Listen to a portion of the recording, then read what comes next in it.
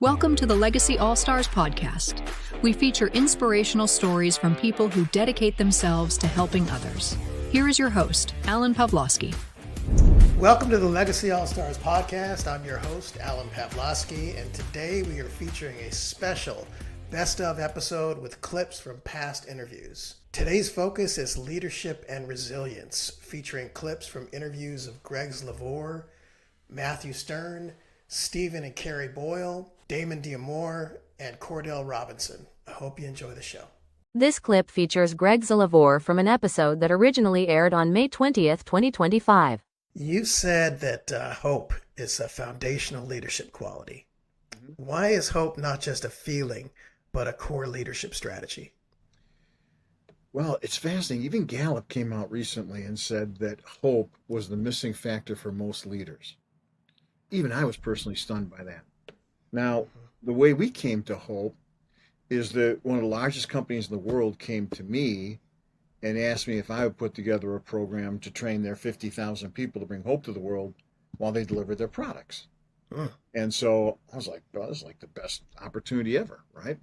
And so I put together a global team, put together this proposal. I think they had 9 other companies who they asked to pitch on this. And lo and behold, it comes down, final interview, to me and Accenture. So I'm against Accenture in the last event. They came to me after the final interview and they said, look, this was very inspiring, because essentially what I did is I put it in 3 phases, with the third phase being we took everything we learned, we packaged it up, and we were going to give it and train college students to take hope to the whole world. So it was a super fun. I still get jazzed thinking about it. It was 2 months of 12-hour days, just working, thinking, talking to people. It was so much fun. Well, we got to the end and the company said, it's too big, right? We can't handle the whole world. We're just going to focus on our 50,000. So we're going to give it to Accenture. You're not going to get it. I was like, oh. So I went back to the group thinking the whole thing would dissolve. And lo and behold, about half the group said, let's keep meeting. This is really too exciting to work on and pass up. And so now we've been meeting twice a year, and we called ourselves Hope Makers, talking about how can we bring hope. And here's why I think hope is foundational. Because developing the ability and the muscle to always know you can find a way always leads to the next best thing. If you can't see, or you don't think, or you can't feel that there's no more way left, you're done. Right. So to me, hope is foundational, but hope isn't a feeling. It's more of a muscle and an attitude that can be built and reinforced and can grow with practice. So hope is both a practice and a muscle. And that's really, when we get to Hope Makers, it's a lot of what we talk about. So how do we take and make hope practical? And how do we build the muscle? And how do we, one of my favorite phrases is never turn away. How do we learn to never turn away? And how do we find ways to make our angst our liberation? Right. Right. So that's part of what I believe hope is. It's not airy-fairy. It's actually quite difficult and challenging.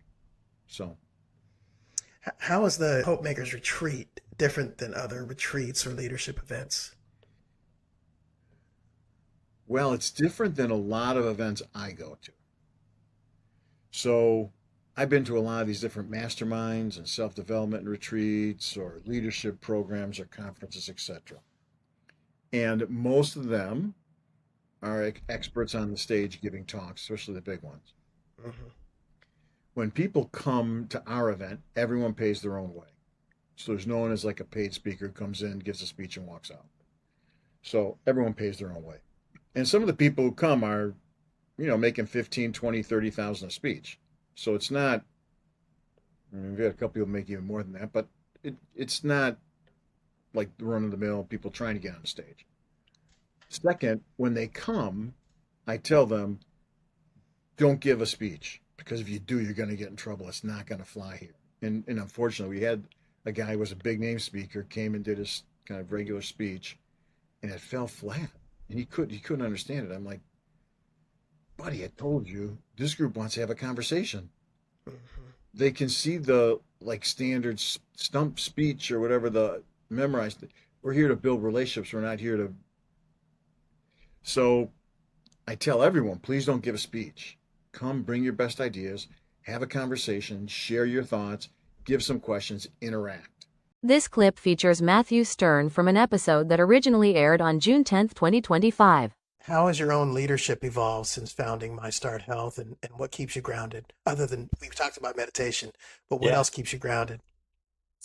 it's a good question. Yeah, this is really the first venture where I've gone truly out on my own. I don't have backing of business partners. I have one partner in the business who's a doctor who really believed in me from the beginning on this mission, but he's silent in the business. It's really me day to day making all of the decisions. So I'm still, learning and I'd say failing every single day. But I think I'm getting to the point with my leadership where there's an authenticity to my experience.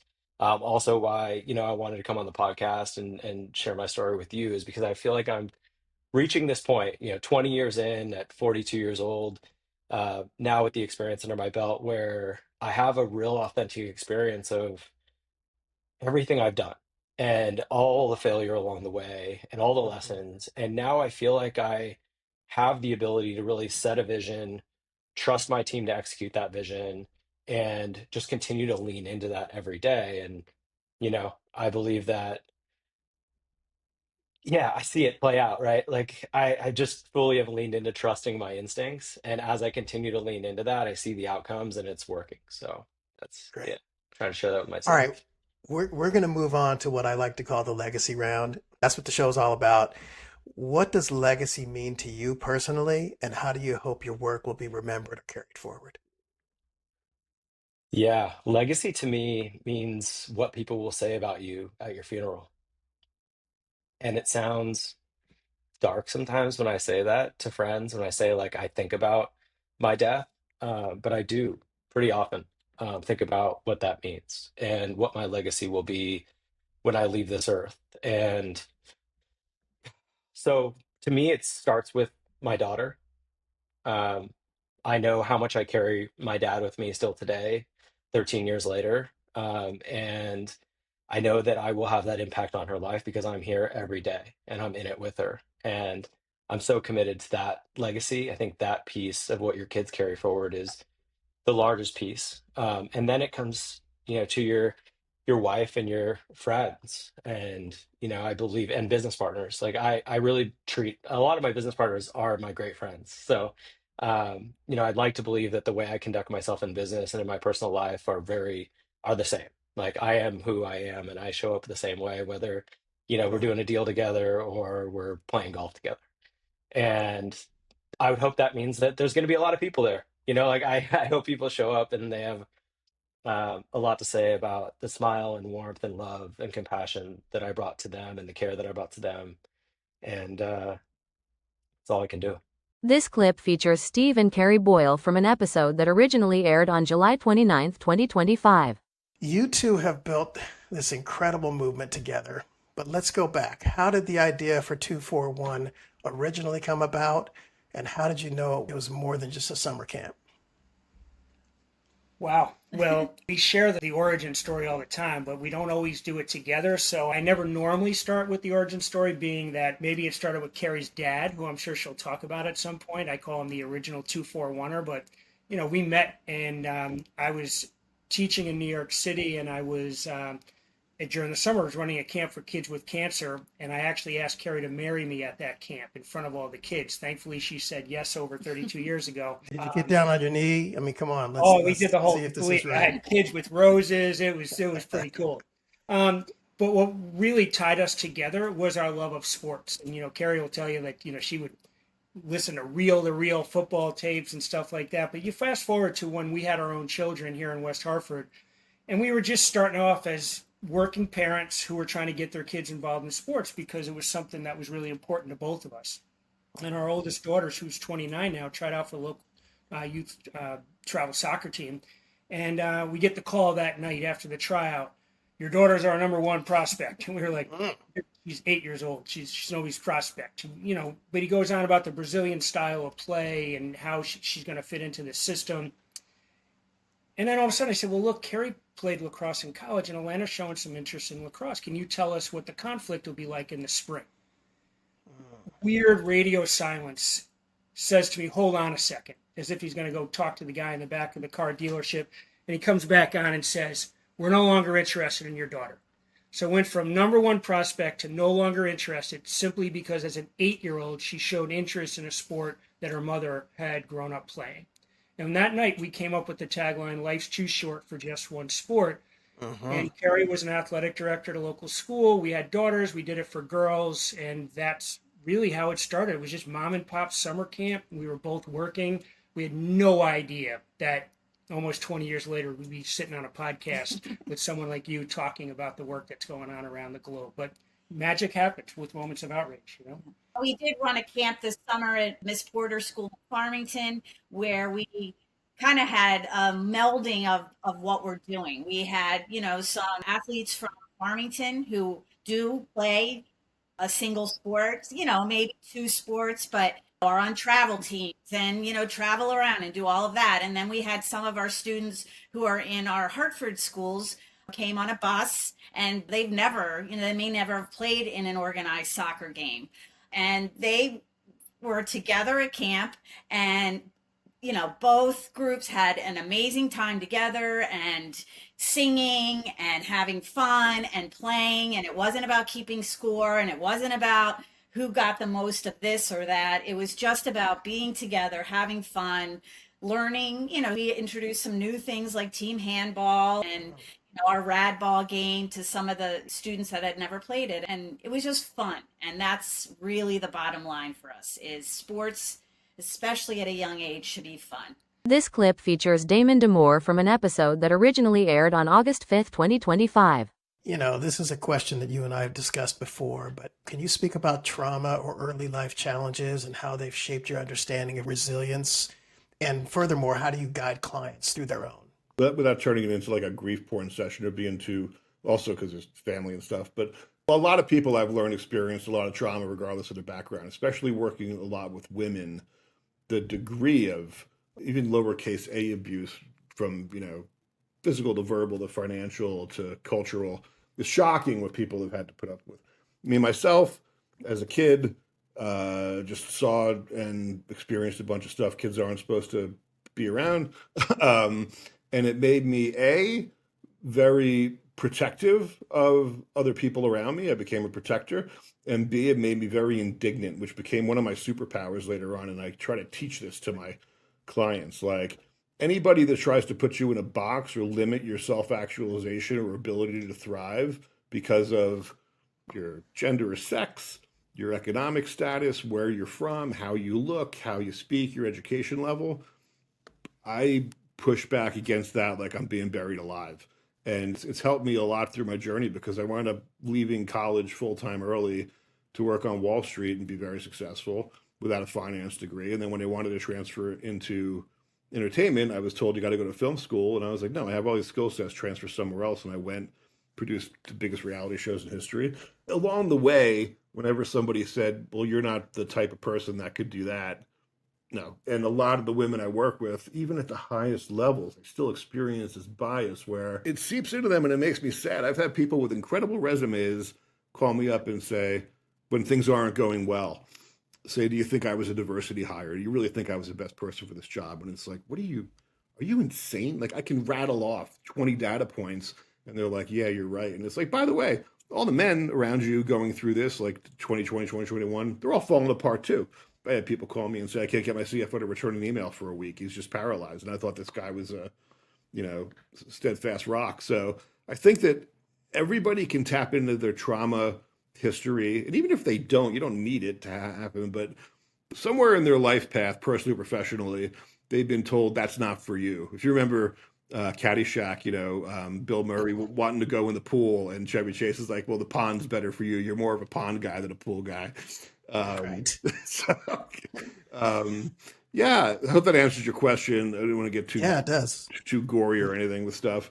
No, that's perfect. Look, I always encourage vulnerability, and I always encourage people to speak their truth, and not to a point where you're like you talked about making it grief porn, but ultimately it's important that people embrace their experiences and apply those experiences to make them the best person they can be. I've seen the opposite, both professionally and up front. I mean, out of the number of women that I've been around growing up, there are some that said no and were indignant and actually physically left and endured a bunch of stuff just so that they could go have their own life. And I saw other women just say, I'm a victim and never recover from it, and decades of lost time. And I also tell, for female clients especially, sometimes I'll coach people just below the C-suite. I'll get a phone call and they'll say, oh, there's 3 candidates for the next COO. One of them's a woman. Would you coach her and give us some feedback? I say, great. There's a scarcity mindset where there's so few women at the top that they're afraid to push because they say, well, I sacrificed a lot. My family did X, Y, Z. I make great money. I'm number 2 in this position. Maybe I shouldn't rock the boat. And I always say, imagine you were a man. Would you ever think that you should put some self-limiting restraints on? And no, it's like, well, then don't. So, I've seen the negative part of lives and careers when people impose their own restraints because they think they're not worthy, or imposter syndrome, or they've accomplished so much they never thought they would that they're afraid of losing it all, if they keep pushing too hard. This clip features Cordell Robinson from an episode that originally aired on December 2nd, 2025. AI governance is becoming a huge topic, as we all know. Where do you see organizations struggling most, and what solutions are you developing? The biggest struggle that I see is awareness. So I have spoken to many CEOs, especially even recently, and they don't even realize that they should implement AI governance or put any guardrails around their AI that they're putting into their environments. So my approach is, let's start with training. Let's train your personnel on the basics, and then let's go step by step and get deeper and deeper and delve into AI, the good, the bad, the ugly. So how can you utilize it as a tool to really help your organization? But what do you need to do to put the proper guardrails on it? And what information should you put in it, and what information should you not put in it? So you really have to think and use your critical thinking skills to make sure that you're implementing it and putting processes and guardrails around it to ensure that you're going to have an AI environment that's secure and is not going to be taken over by bad actors. Yeah, makes sense. Tell us about the automation tools you're creating and how they're shifting the future of cyber assessments. Yes, so actually just recently, it was just approved on Friday, so it's available on the Google App Store and the Apple App Store. I created an app for cybersecurity professionals to be able to do compliance work, or basically assessments, both assessors and ISOs, much faster. It provides them the baseline frameworks, it provides simplified language, and it provides questions and implementation statements so that when they're doing assessments, they can basically cut their time in half by doing it that way. So that's one of the things. Well, we're also working on agentic AI penetration testing, where you don't need a full penetration testing team. You just need a couple people. That's going to be ready within about a year or so, or hopefully less. So we're working really hard on that. So we're trying to create tools that are going to automate a lot of things, but it's still going to need that human touch and that human interaction, because my goal is not to get rid of humans, because that doesn't make any sense. You're going to have human oversight, because AI is only going to be as smart as what input the humans put into it. So I always want to make sure that humans are involved in all of our products and processes and tools that we put out there and recreate. One, it makes everyone smarter. And 2, it pushes everyone into the future on utilizing these tools. Well, let's plug the app. What's the app called? It's called Compliance Aid. Nice. Okay. All right, everybody. Compliance Aid available on Apple App Store and Google App Store, right? Yes. All right, we'll check it out. I hope you enjoyed today's best of episode. I encourage all of you to build your legacy with intention. Don't forget to subscribe to be notified of new episodes. I'm Alan Pavlosky, signing off for Legacy All-Stars.